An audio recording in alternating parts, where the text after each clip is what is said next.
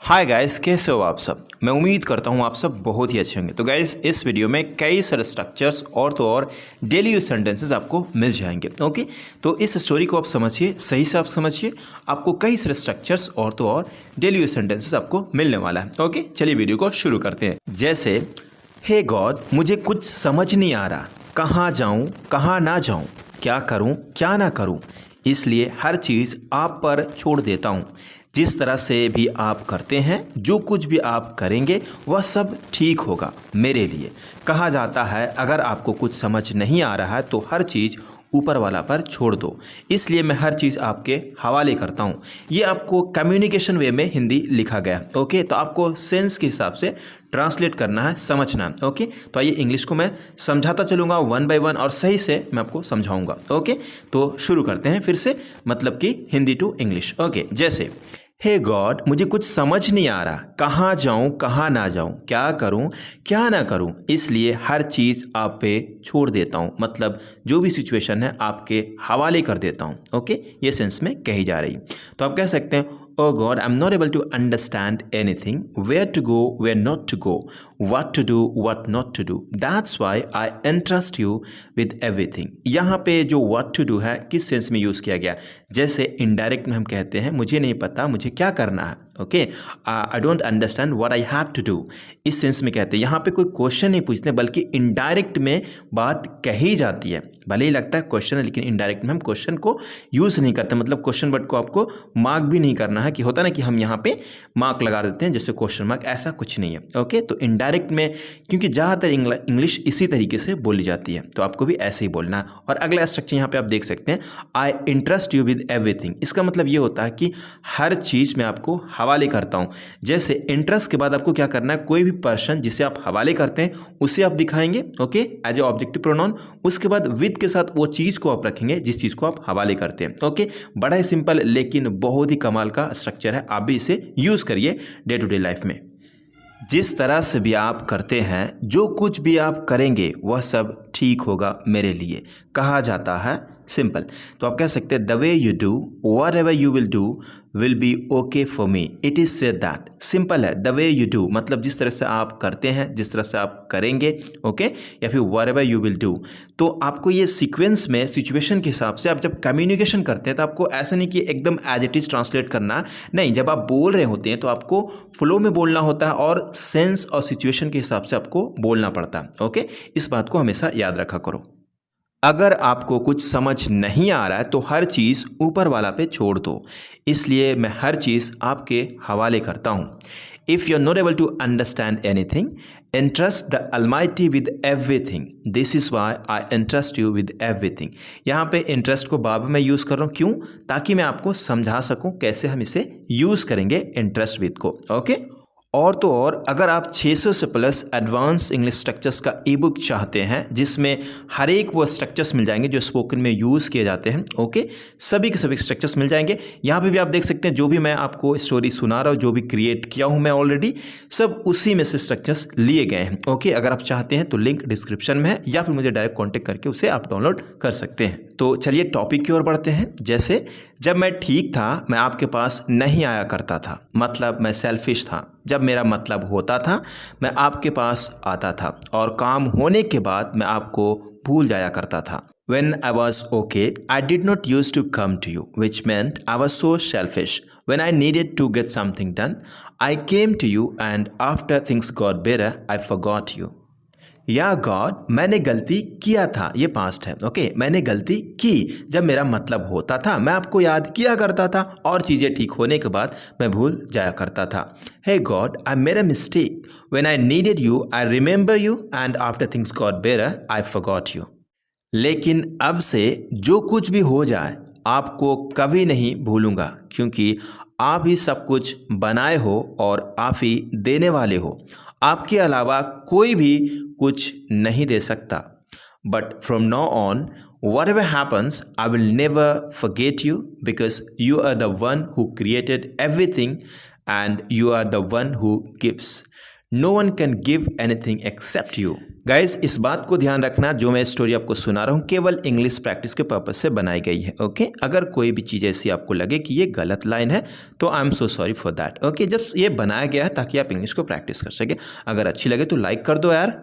यह सब मुझे बहुत पहले ही समझ जाना चाहिए था, लेकिन कई सारी चीज़ें सीखने के बाद समझ आया कि मैंने काफ़ी सारी गलतियाँ किया, तब जाकर मुझे समझ आया। I should have understood all this long ago, but after learning many things, I realized that I made a lot of mistakes than I understood. अब से मैं अच्छा काम करूँगा, लोगों को भलाई करूँगा और जो कुछ भी होगा मैं अच्छे से चीज़ें हैंडल किया करूँगा। From now on, I will do good deeds, do good to people, and whatever happens, I will handle things well. और तो और सबसे इम्पॉर्टेंट बात, मैं जो कुछ भी पाप किया हूँ आपके सामने मैं अपने पापों को प्रायश्चित करना चाहूँगा। And most importantly whatever since I have committed I would like to atone for them in front of you. जाहिर सी बात है गलती हर कोई करता है, लेकिन अगर उससे सीखता नहीं तो सबसे बड़ा वो बेवकूफ़ है। इट्स ऑब्वियस या फिर कह सकते हैं obviously. Okay everyone makes mistakes but if he doesn't learn from them he is the biggest fool.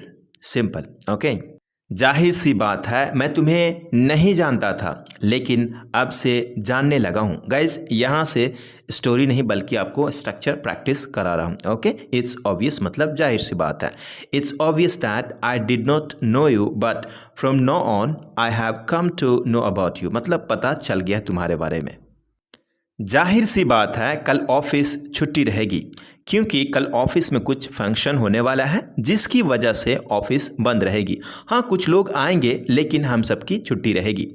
Tomorrow there will be a holiday in the office because tomorrow there is going to be some function in the office due to which, जिसके कारण the office will be closed, बंद रहेगी। Yes some people will come but we will have a holiday, हम सबकी एक holiday रहेगी। Okay मैं यह काम को चुटकियों में करवा सकता था लेकिन अब नहीं करवाऊंगा। जिस तरह से तुम बात करते हो वह ठीक नहीं है। सबसे पहले आप अपने बात करने का बिहेवियर चेंज करो, फिर मैं यह काम करवा दूंगा। I could have got this work done in a jiffy, चुटकियों में। Okay but now I will not get it done, मैं यह काम नहीं करवाऊंगा मतलब नहीं करवाऊंगा। द वे यू टॉक, जिस तरह से तुम बात करते हो, इज़ नॉट राइट, ठीक नहीं है बिल्कुल भी, तो एट ऑल लगा सकते हैं। फर्स्ट ऑफ ऑल सबसे पहले यू चेंज मतलब चेंज कर योर टॉकिंग बिहेवियर, देन फिर आई will get this work done. कोई भी काम चुटकियों में करवाना मेरे लिए बहुत आसान है और मैं करवाता रहता हूँ। Getting any work done in a Zifi is very easy for me and I keep getting it done. Guys अगर आपको कॉजेटिव सेंटेंस नहीं आता है, कॉजेटिव स्ट्रक्चर्स नहीं आता है, तो 2 दिन पहले मैं वीडियो ऑलरेडी अपलोड किया हूँ। ओके आप जा करके वहाँ देख सकते हैं।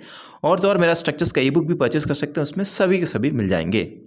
लेकिन आपके लिए इसलिए नहीं करवाऊँगा क्योंकि जिस तरह से आपने बात किया था वह बिल्कुल भी ठीक नहीं था। अगर आप मुझसे माफ़ी मांगेंगे तो मैं आपका काम निकलवा दूंगा मतलब करवा दूंगा।